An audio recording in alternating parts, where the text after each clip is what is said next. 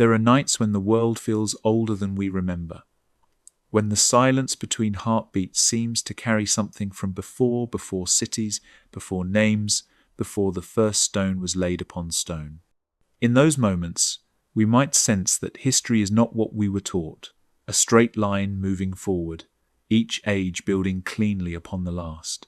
Instead, it feels circular, repetitive, as if something ended once, and what we call the beginning was actually a second start.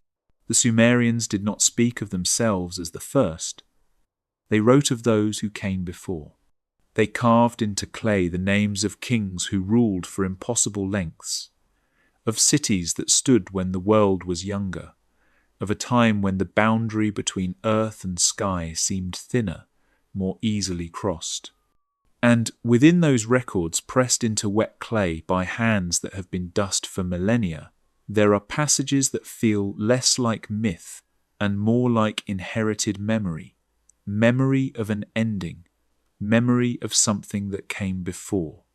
What if the Sumerian texts are not inventing their past, but remembering it? What if the lists of kings who ruled for impossible spans, the stories of cities older than cities, the accounts of waters that rose and covered everything, what if these were not fantasies, but fragments? Pieces of something once whole, now scattered across time like shards of broken tablet, each one carrying part of a picture no single culture could fully reconstruct. There is a peculiar quality to the oldest Sumerian records. They do not read like myths composed for entertainment or moral instruction. They read like attempts at preservation, as if the scribes themselves were copying from something older, something they no longer fully understood. The king list, for instance, speaks of rulers who reigned for impossible spans, of cities that stood before the flood, of a moment when kingship descended from heaven and then, abruptly, was washed away. After the flood, the texts say simply, "Kingship descended once more," as if the world had paused, as if something had ended and then, carefully, slowly, begun again. There is a stillness in those words, a gap, a silence preserved in clay.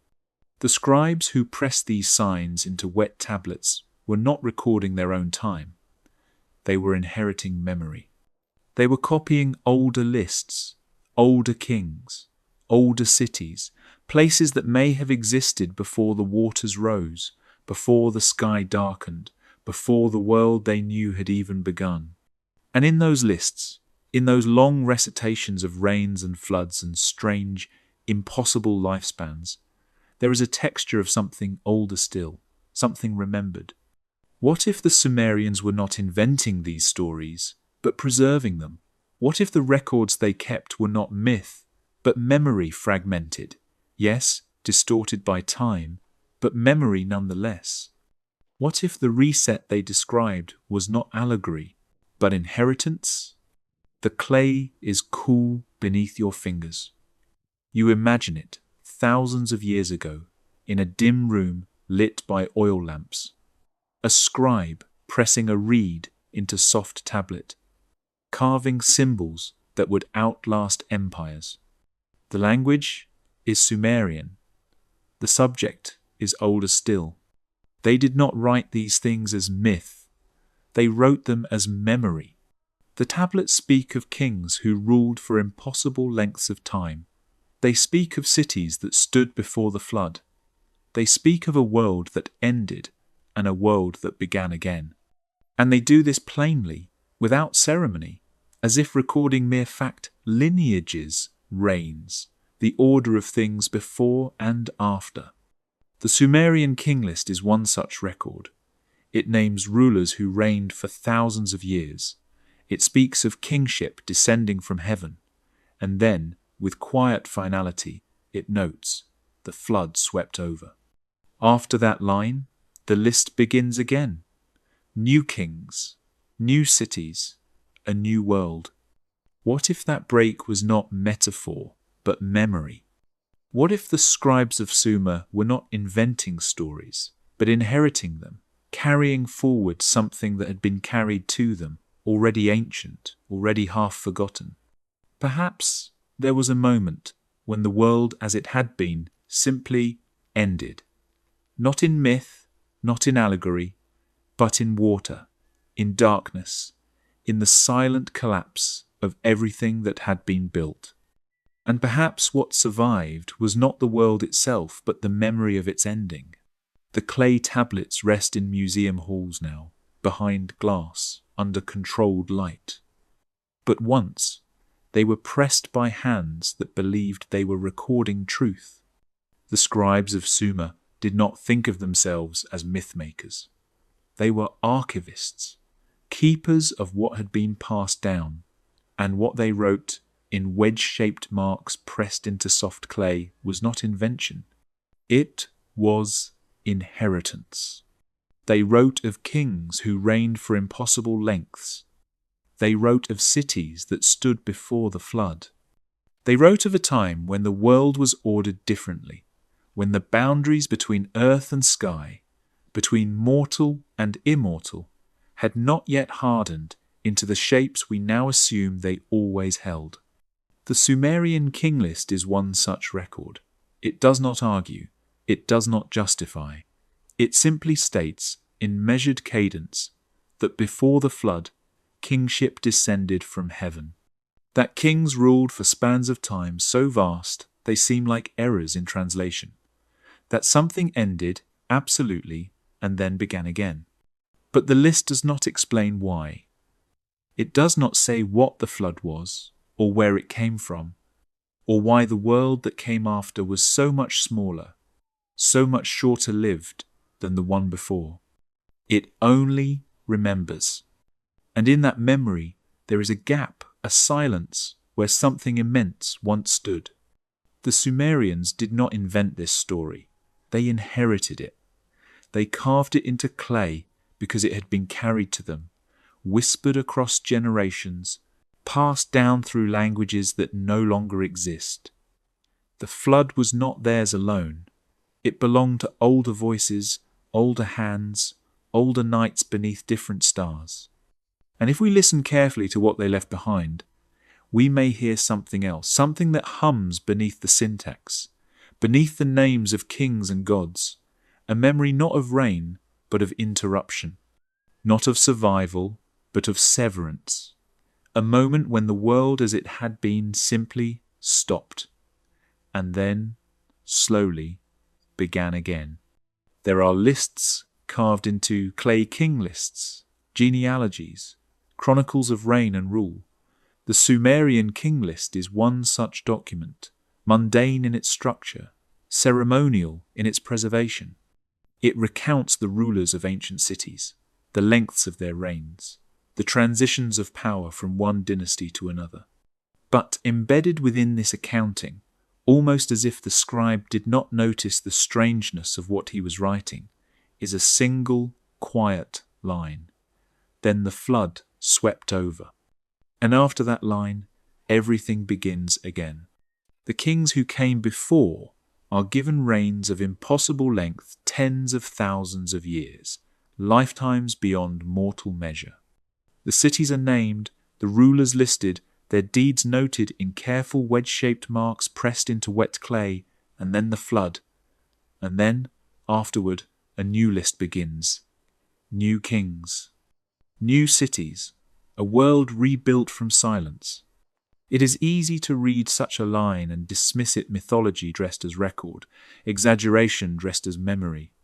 But the scribes of Sumer did not often speak in metaphor when they recorded grain stores, land disputes, the succession of rulers. They wrote what they believed had happened. And if they believed the world had once ended and begun again, perhaps they inherited that belief from something older still. There is a stillness in those ancient clay tablets, a sense that the scribes were not inventing, but remembering, that they were compiling what had been whispered to them across generations, stories that predated their cities, their temples, their kings, stories that came from a time before Sumer itself had risen from the mud. What if the reset they recorded was not metaphor, but memory? What if humanity once stood at the edge of annihilation, and only fragments survived, carried forward, not in stone or metal, but in the careful repetition of words, passed from one generation to the next, until finally pressed into wet clay under a Sumerian stylus? The question is not whether we believe these records. The question is whether we are willing to sit with them in silence and listen to what they may be trying to remember. The tablets do not explain why the flood came. They do not offer reasons in the way we might expect: moral failures, cosmic imbalance, divine caprice. They simply state that it happened, that the waters rose, that the world was covered, and that when the waters receded, what remained was different, smaller, quieter, as if something essential had been lost in the drowning. This is the texture of the Sumerian flood narratives. They do not moralize, they do not justify.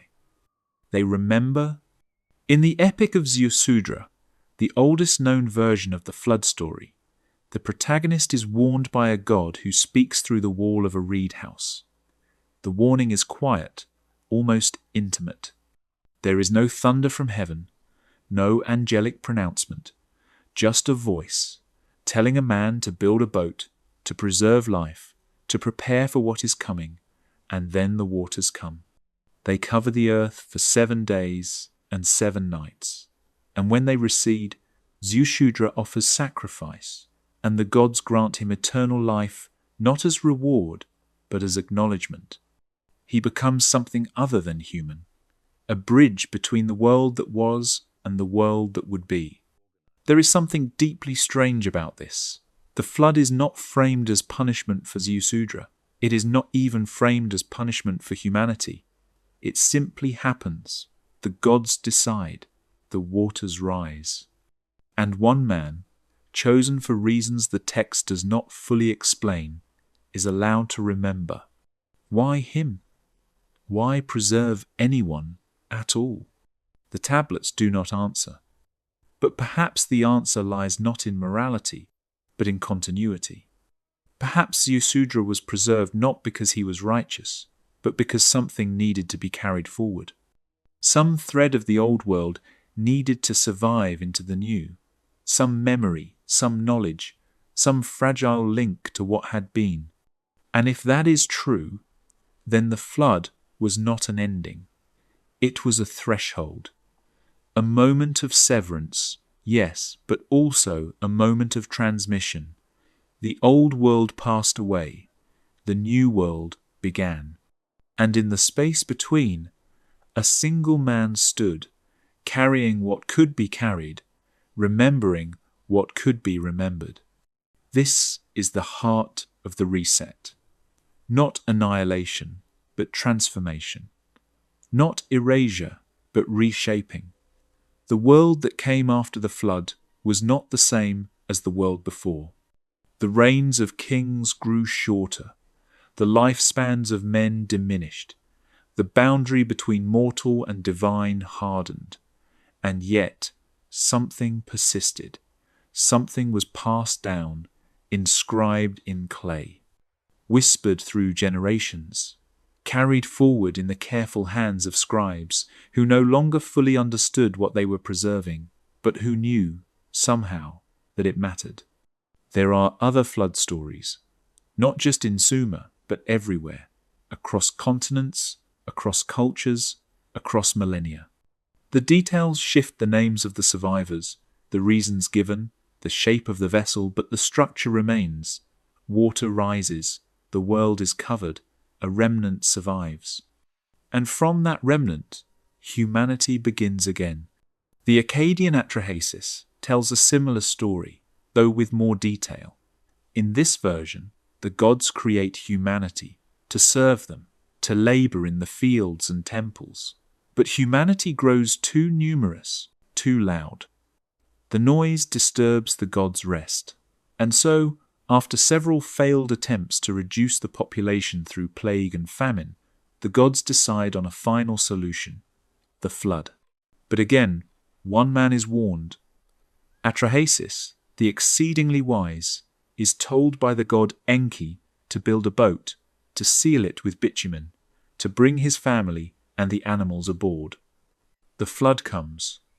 It lasts 7 days, and when it ends, Atrahasis offers sacrifice, and the gods who have been deprived of offerings during the deluge gather around the smoke like flies, hungry and repentant. There is something almost tragic in this image. The gods, having destroyed their own worshippers, now regret it. They need humanity. They need the sacrifices, the temples, the labor, and so, grudgingly, they allow the survivors to repopulate the earth. But this time, there are restrictions. Humanity is made mortal in a way it was not before. Death enters the world more fully. And the old order, the impossibly long reigns, the boundless lifespans does not return.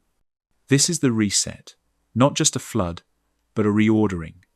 A world remade with new rules, new limits, new boundaries. The gods withdraw. Humanity becomes smaller, shorter-lived, more fragile. And what was lost in the transition is never fully recovered. But something is preserved. The memory, the story, the knowledge that there was a before and an after, and that the two are not the same. Why is this story so persistent? One answer is that floods are common. Localized catastrophes happen, rivers overflow, communities are destroyed.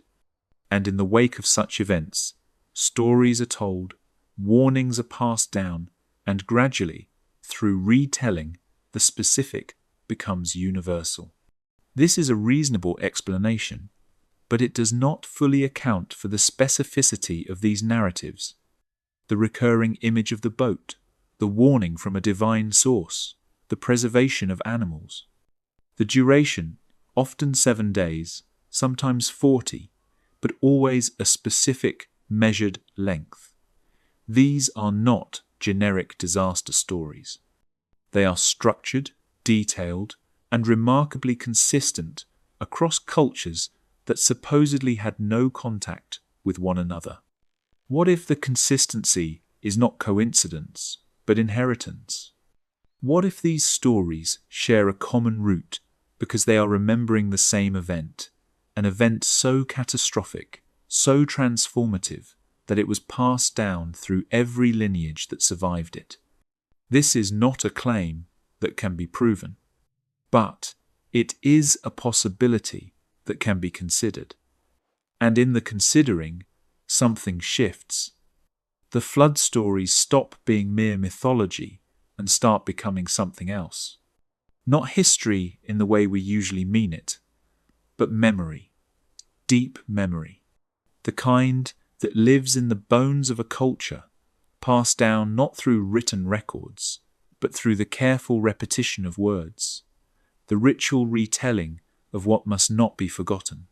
The Sumerians, writing in the shadow of their ziggurats, may have been the first to commit this memory to clay, but they were not inventing it, they were preserving it, carrying it forward from a time before their own cities existed, from a time, perhaps, when the world was different, when the sky was lower, when the gods were closer, when humanity lived in a way we can no longer imagine. And then the waters rose, and the old world ended, and what came after was smaller, quieter, more bounded. But the memory remained, pressed into clay, whispered through generations, carried forward in the quiet hope that someday someone might listen. There is a peculiar silence in the Sumerian texts after the flood. The king lists resume, yes, the genealogies continue, but something has changed. The reigns grow shorter, the lifespans contract. The tone shifts from the mythic to the mundane. It is as if the scribes themselves sensed that they were recording something different now. Not the age of gods and impossibly long-lived kings, but the age of men, mortal men, finite men, men who would live and die within the span of a single human memory. This is the world after the reset, and it is our world, the world of cities and laws and written records, the world of agriculture and kingship and temples built to gods who no longer walk among us. It is a world rebuilt from fragments, a world that knows, somewhere deep in its inherited memory, that it is not the first world, that something came before, and that what came before was lost. The Anunnaki appear in the oldest Sumerian texts not as invaders, but as presences. They are mentioned quietly, almost in passing, as if the scribes assumed everyone already knew who they were. There is no origin story for them, no explanation of where they came from or why they mattered. They are simply there, woven into the fabric of Sumerian cosmology, listed among the gods, referenced in ritual texts and king lists, but never fully explained. This absence of explanation is itself curious. When a culture invents its gods, it tends to elaborate. It builds mythologies, weaves narratives, explains relationships and hierarchies. But the Anunnaki are different. They are named, but not described, referenced, but not dramatized. It is as if the Sumerians inherited the concept rather than created it. As if the Anunnaki were remembered, not imagined. What if they were? Not as literal beings descending from spacecraft or manipulating human genetics.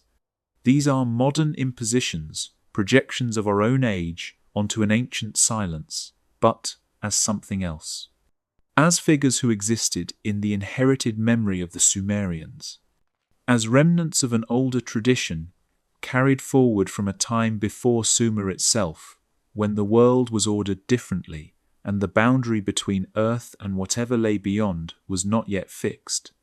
The word Anunnaki itself is uncertain. It may mean those of royal blood, or those who came from heaven to earth, but the meaning has been debated, and no single translation captures the full texture of what the Sumerians seemed to intend. They were gods, yes, but not in the way later cultures would understand divinity. They were not omnipotent. They were not eternal. They gathered in councils. They made decisions. They disagreed. They shaped the world through deliberation, not through absolute command. In this sense, the Anunnaki feel less like gods and more like something else, distant figures, silent architects, beings who were present at the beginning, who set things in motion, and who then withdrew, leaving humanity to navigate the world they had shaped. There is a quietness to this, a sense of abandonment, or perhaps of trust. The Anunnaki do not remain to guide every step. They do not intervene constantly. They establish the order, and then they step back. And what remains is a world governed by its own momentum, by the choices of those who inhabit it, by the slow unfolding of time and consequence. This is not the story of gods who demand worship. It is the story of gods who walked away. And in their absence, humanity is left with fragments, with stories that no longer quite make sense, with rituals whose origins have been forgotten, with the quiet, unsettling feeling that something immense once stood here and is here no longer. The flood narratives are woven into this fabric. In the Akkadian Atrahasis, it is the Anunnaki who decide to send the flood, not out of malice, but out of necessity. Humanity has grown too numerous, too loud. The noise disturbs their rest, and so, after lesser measures fail, they decide to unmake what they have made, to reset the world, to begin again with a smaller, quieter remnant. But even here, there is dissent. The god Enki, one of the Anunnaki, opposes the decision. He warns Atrahasis in secret. He instructs him to build the boat. He preserves humanity against the will of the other gods. And when the flood ends and the surviving gods regret what they have done, it is Enki who facilitates the compromise. Humanity will be allowed to continue, but under new constraints, mortality, limits, boundaries that did not exist before. This is a strange and layered narrative. The gods are not unified. They do not act with singular purpose. They argue, they regret, they change their minds. And in that complexity, there is something almost human. Not gods, as we often imagine them, remote, perfect, unchanging, but gods as beings who struggle with their own decisions, who make mistakes, who grapple with the consequences of their actions. What if the Anunnaki were not gods in the later sense, but something closer? Not omnipotent creators, but figures who existed at the threshold of memory, distant enough to seem divine, close enough to seem real. There is a tablet that speaks of the creation of humanity.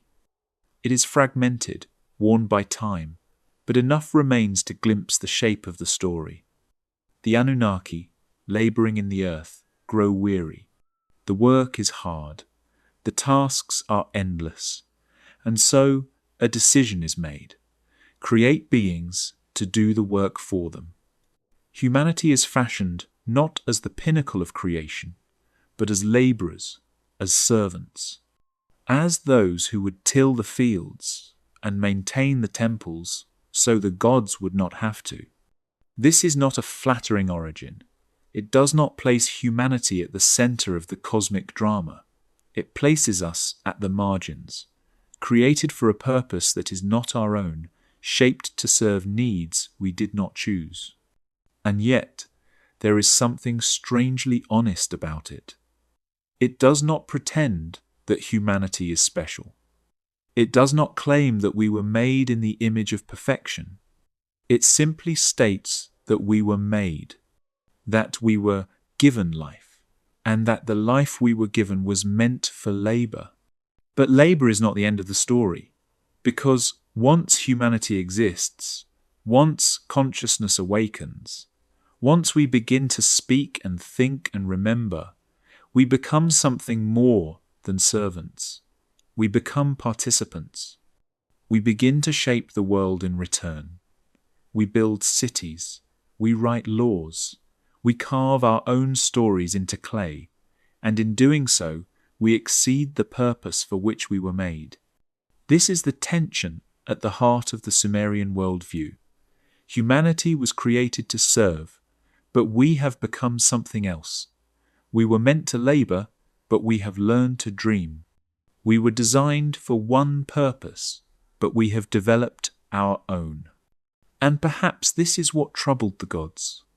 Not that humanity was wicked, but that humanity was becoming independent, that we were growing too numerous, too loud, too self-determining, that we were no longer content to be what we were made to be. The flood, in this reading, is not punishment for sin. It is a response to emergence, to the moment when humanity crossed a threshold and became something the gods had not intended. And the reset is not about returning us to obedience, but about establishing new terms, new boundaries. A world in which humanity can exist, but within limits. A world in which we are mortal, finite, bounded, but also free. This is a more complex story than simple punishment and redemption. It is a story about creation outgrowing its creators, about beings made for one purpose discovering another, about the gods stepping back not because they have abandoned us, but because they have recognized that we are no longer theirs to control. The Anunnaki, in this sense, are not tyrants. They are not monsters. They are distant figures who set something in motion and then withdrew, who established the conditions for life and then allowed it to unfold, who made humanity and then, whether by choice or necessity, let us go. And what we are left with is a world that bears their imprint, but is no longer under their direct governance. A world in which we must find our own way. A world in which the gods are silent, distant, perhaps entirely absent, but in which their memory lingers, pressed into clay, whispered through time, carried forward by those who sensed that the silence meant something. The Anunnaki fade from the texts as Sumerian civilization develops. In the earliest records, they are mentioned frequently, but as time passes, as the cities grow and the dynasties change, the references become less common. Other gods rise to prominence. The pantheon expands, diversifies, takes on the character of a fully developed mythology, and the Anunnaki, once central, slip into the background. But they do not disappear entirely. They remain in the king lists, in the flood narratives, in the oldest ritual texts. They linger as a kind of foundation figures who were there at the beginning, who set the order, and who then stepped back. This pattern is itself suggestive. It mirrors the structure of the flood narratives: presence, then absence, involvement, then withdrawal. The gods are close at first, walking among humanity, shaping the world directly. But as time passes, they grow distant. They recede. They leave humanity to manage the world they have inherited. And what remains in the texts is memory. Not detailed description, but fragments, names without full explanations, references without context, as if the Sumerians themselves were working from incomplete information, as if they were inheriting stories that had already lost their original clarity. This is the texture of deep time, not clear transmission, but gradual erosion. Stories pass down through so many generations that the details blur, the meanings shift. The original context is lost. What survives is not the full picture, but the outline, the shape of something once whole, now fragmented. There is a term the Sumerians used, me. It is often translated as divine powers or cosmic principles, but neither translation fully captures what they seem to mean. The me were the fundamental structures of reality, the principles that governed kingship, agriculture, war, love, craft, ritual. They were not abstract concepts, but something more tangible. They could be possessed, transferred, stolen. They were, in some sense, the building blocks of civilization itself. In one myth, the goddess Inanna travels to the city of Eridu and, through cleverness and wine, convinces the god Enki to give her the me. She loads them onto her boat and carries them back to her own city, Uruk. Enki, sobering, realizes what he has done and sends creatures to retrieve them. But Inanna escapes, and Uruk, having received the me, becomes a great city, a center of culture and power. This is a myth about the transmission of knowledge, about how civilization is not simply invented, but received, carried, transferred from one place to another, from one age to another. The me are not created by Inanna. They already exist. She merely claims them, brings them to her people, and in doing so, transforms what her city can become. What if the me are a memory of something real? Not literal objects, but a way of encoding the idea that civilization rests on inherited knowledge, that we do not build from nothing, but from what was passed down, that the structures of society, kingship, law, ritual, craft are not invented spontaneously, but learned, received, carried forward from something older. The Sumerians seemed to understand this. They did not see themselves as the originators of civilization, but as its inheritors.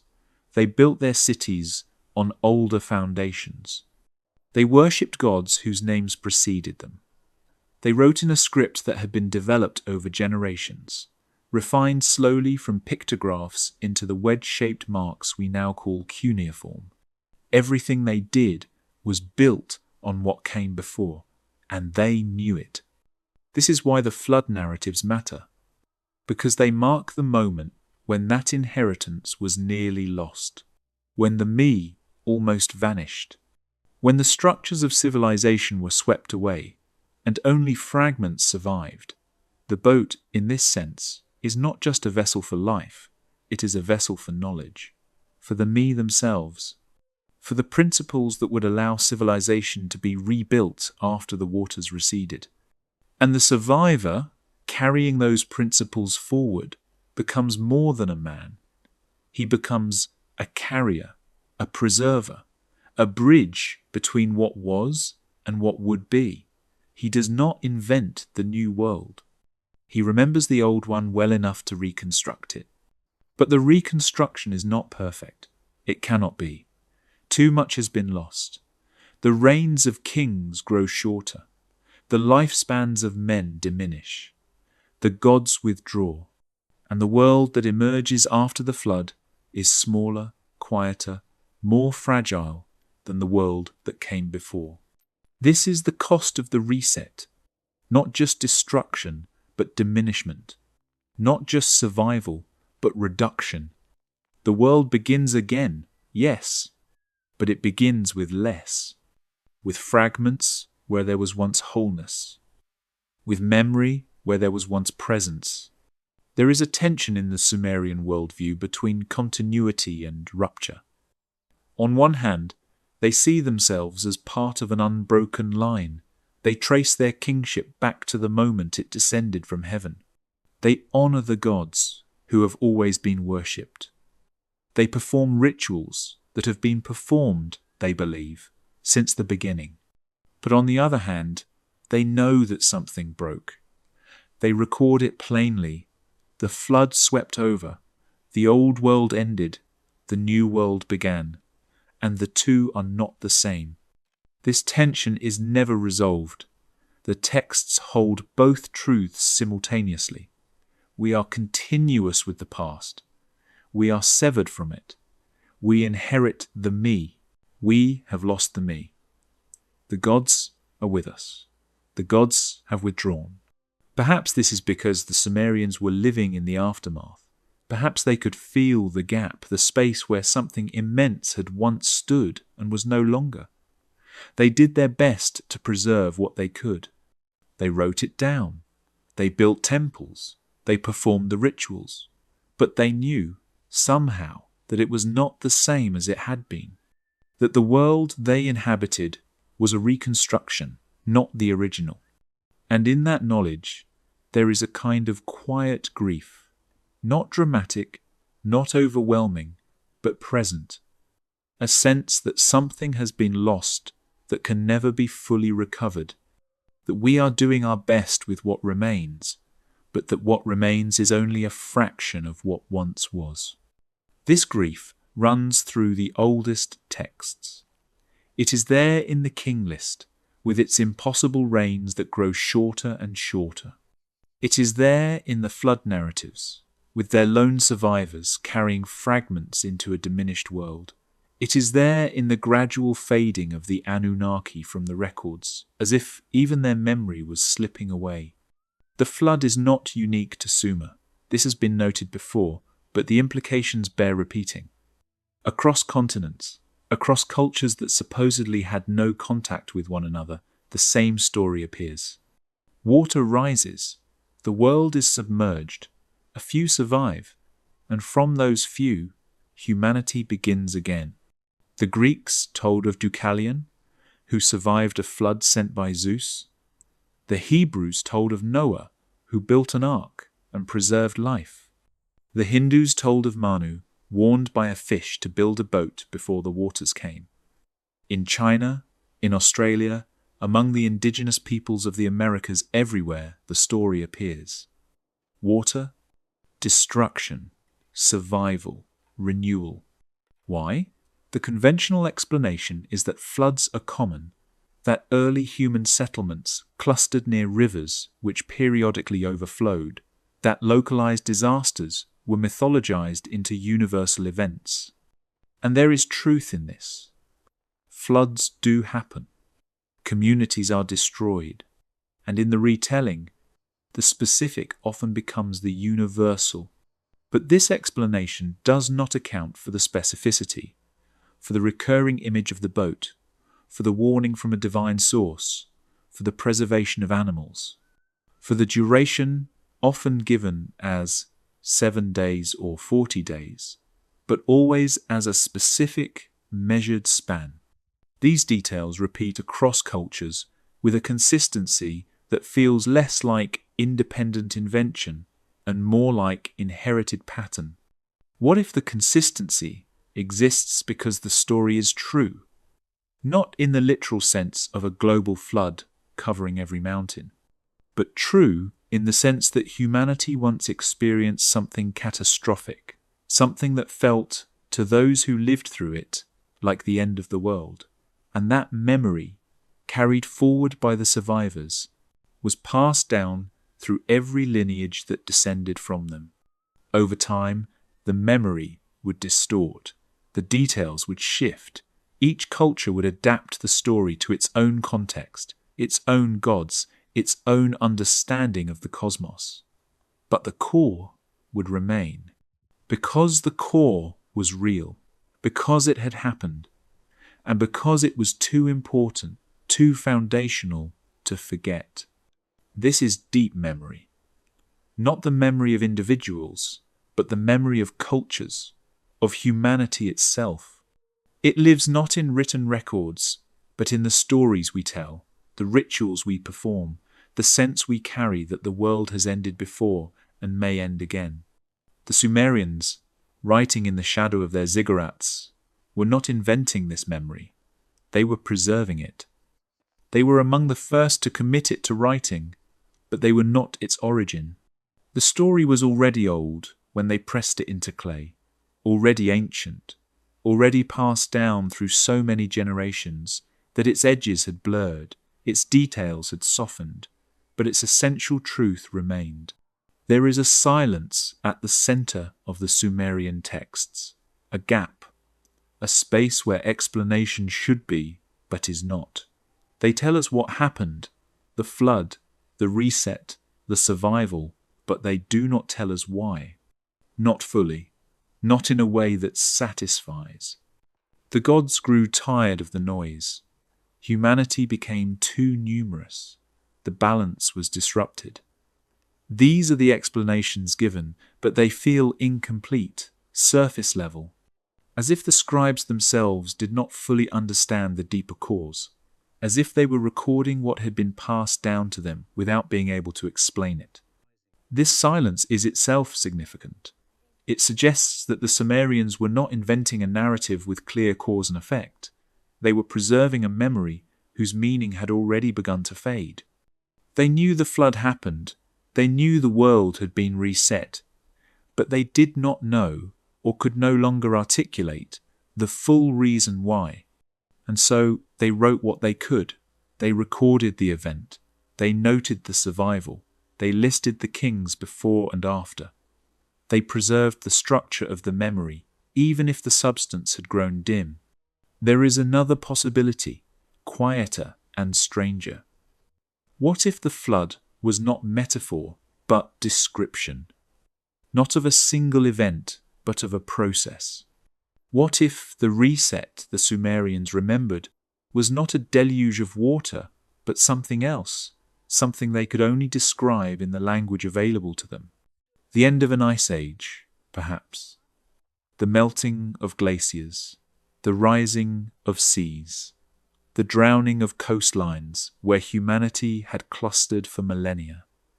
This would not have been sudden. It would have unfolded over generations, but to those experiencing it, it may have felt apocalyptic.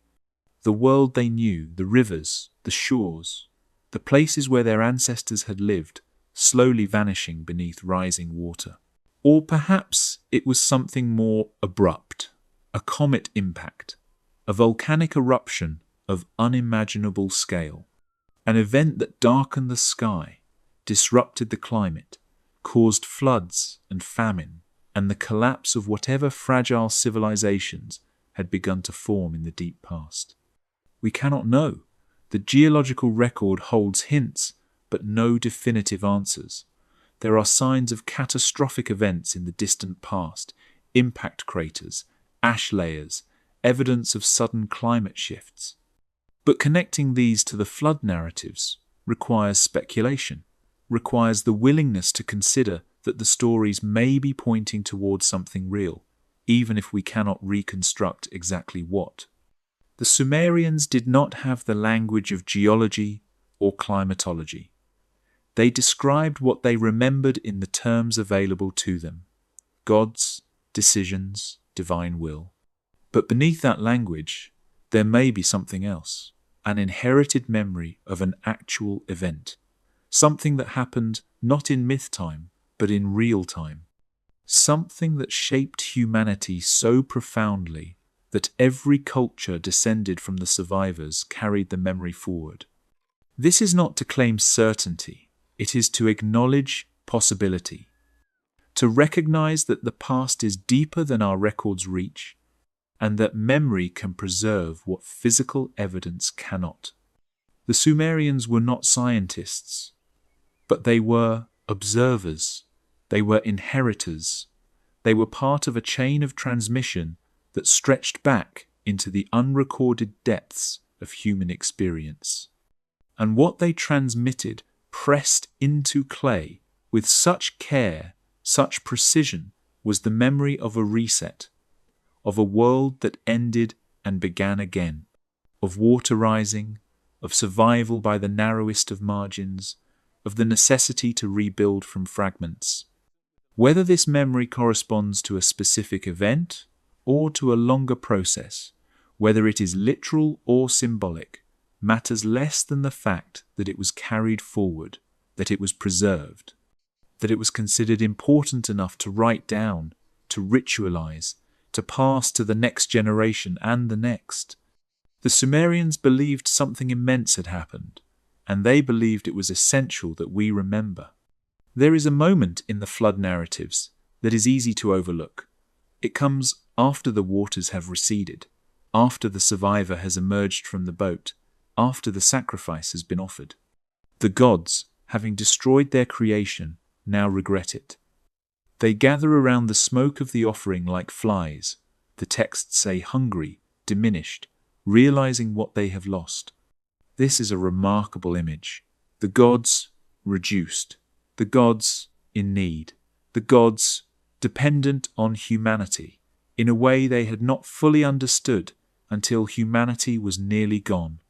It suggests that the relationship was not one-sided, that humanity was not simply subject to divine will, but necessary to it, that the gods needed us as much as we needed them, and that the flood, in destroying humanity, had also destroyed something essential to the divine order itself. This is why the reset was not total, why a remnant was preserved, why the gods, after the flood, established new terms rather than simply erasing humanity entirely. They could not afford to lose us. We were part of the structure, part of the me, part of the order that held the world together. And so, after the flood, a covenant is made. Humanity will continue, but within boundaries.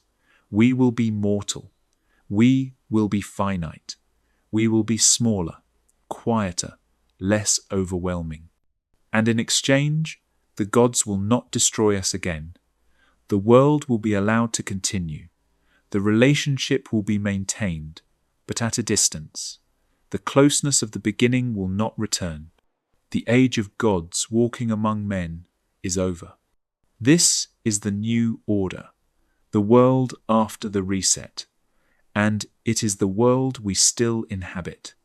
The Sumerians understood this. They lived in a world where the gods were distant, where kingship was human, not divine, where the temples required constant maintenance, the rituals constant performance, Because the relationship between heaven and earth was no longer automatic. It had to be cultivated, preserved, protected. And perhaps this is why they wrote the flood narratives down. Not to entertain, but to remember, to remind themselves and their descendants that the world is fragile, that the order we take for granted is not guaranteed, that it has broken before and could break again, and that if it does, we will need to remember, to carry forward what can be carried, to rebuild from whatever fragments survive. This is not a story of punishment. It is a story of responsibility, of stewardship, of understanding that we are part of something larger and that our actions have consequences not just for ourselves, but for the order of the world itself. The reset was not an ending. It was a warning, a reminder, a marker carved into the deepest memory of the species. The world can end. We have been here before. And if we are not careful, we may be here again. There are rituals carved into the oldest temple walls, instructions for offerings, procedures for approaching the divine. The language is precise, ceremonial, repetitive. It reads like a manual, not for prayer, but for procedure, as if the gods were not beings to be worshipped spontaneously, but presences to be engaged with carefully, according to specific protocols. This formality is strange. It suggests that the relationship between humanity and the divine was not one of simple devotion, but of negotiation, of exchange. The gods required offerings, and in return, they provided stability, order, protection. But the relationship was not guaranteed. It had to be maintained. The rituals had to be performed correctly.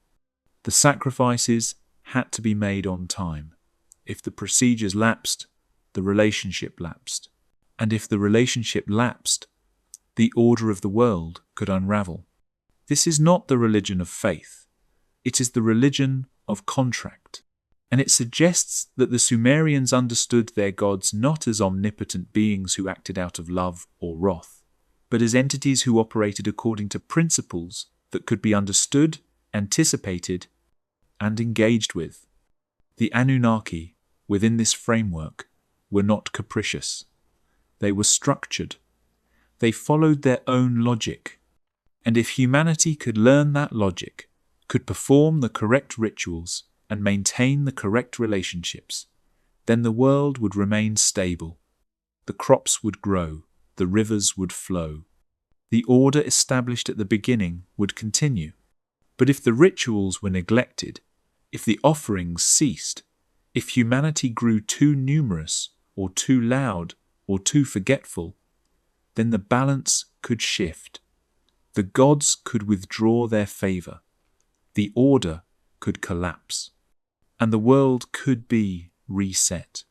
This is the context in which the flood makes sense, not as divine caprice, but as the inevitable result of imbalance.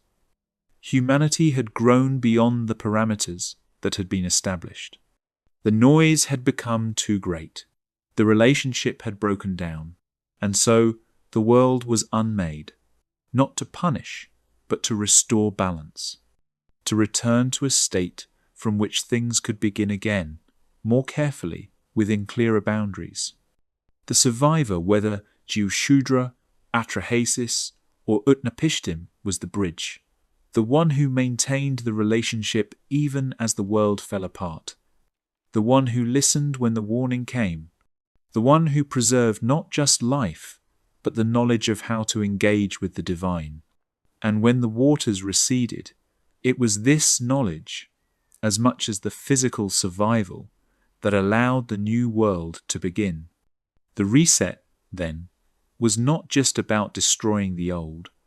It was about preserving what mattered, about ensuring that the new world would remember, that the rituals would continue, that the relationship between humanity and the divine, however distant, however formal, would not be entirely severed. This is why the survivor is always granted something afterward. Immortality in some versions, divine favor in others. It is not a reward for goodness, but recognition of function. The survivor is the carrier, the one who bridges the old world and the new, the one who ensures that the memory does not die completely. And in that carrying forward, something essential is preserved. Not just the story of the flood, but the understanding that the world can end, that humanity is not invincible, that we exist within a larger order, and that if we forget that order, if we grow too loud, too careless, too certain of our own permanence, then the balance can shift, and what was built can be unmade. The clay tablets rest in silence now, but they are not finished speaking.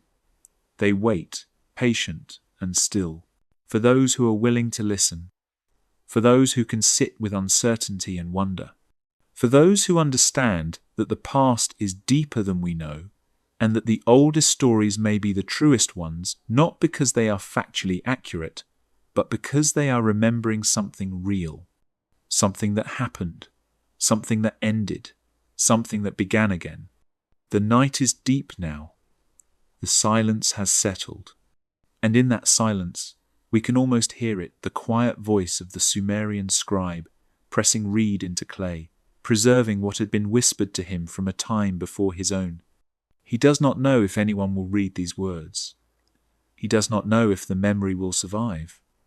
But he writes anyway, because the memory matters. Because something immense happened once, and it must not be forgotten. We are that future reader. We are the ones the scribe could not have imagined, sitting thousands of years later, tracing the marks he made with such care. And in tracing them, we encounter not just a story, but an inheritance, a responsibility. The knowledge that the world is older and stranger than we were taught, that humanity has walked paths we no longer remember, that we have stood at thresholds we thought were new, only to discover they are ancient. The flood swept over. This is what the tablets say, not as metaphor, not as invention, but as memory.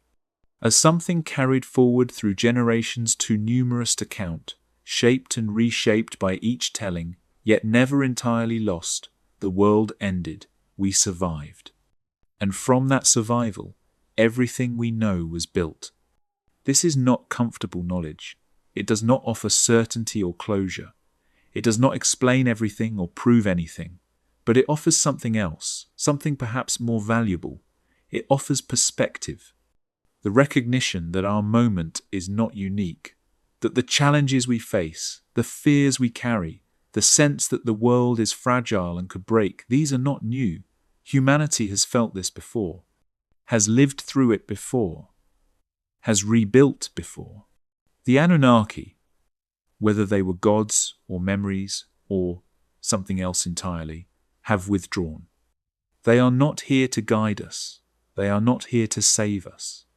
We are alone now, in the way that every generation is ultimately alone, responsible for its own choices, its own preservation, its own continuation. But we are not without inheritance. The clay tablets remain. The flood narratives persist. The memory, however fragmented, is still alive. And in that memory, if we listen carefully, we can hear what the ancients were trying to tell us. The world can end, but it does not have to. We have agency. We have choice. We have the capacity to learn from what was lost and to preserve what matters. The reset, if it happened, was not just about destruction. It was about transmission, about what survives, about the fragile thread of memory that connects the world before to the world after. And that thread, however thin, however frayed, is still visible in the Sumerian texts. It is still there, waiting to be read, waiting to be heard. We cannot answer with certainty whether the flood was real, whether the Anunnaki walked the earth. whether humanity truly stood at the edge of annihilation and stepped back. But we can hold the possibility. We can carry it forward, as the Sumerians did, as the scribes of Akkad and Babylon did, as every culture that remembered the flood did. We can preserve the question. We can refuse to let the memory die. Because if the reset was real, then we are not the first civilization to rise, and we may not be the last.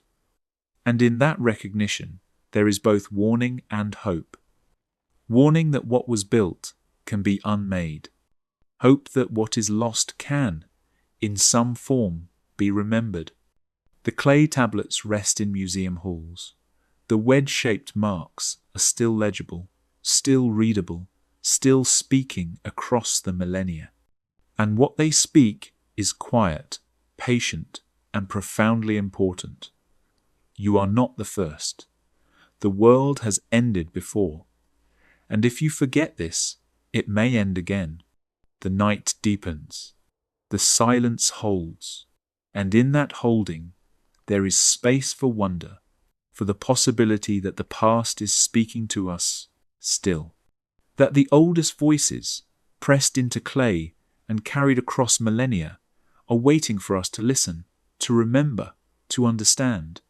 The world ended once. We are here because someone survived, because someone remembered, because someone chose to carry forward what could be carried, even when everything else was lost.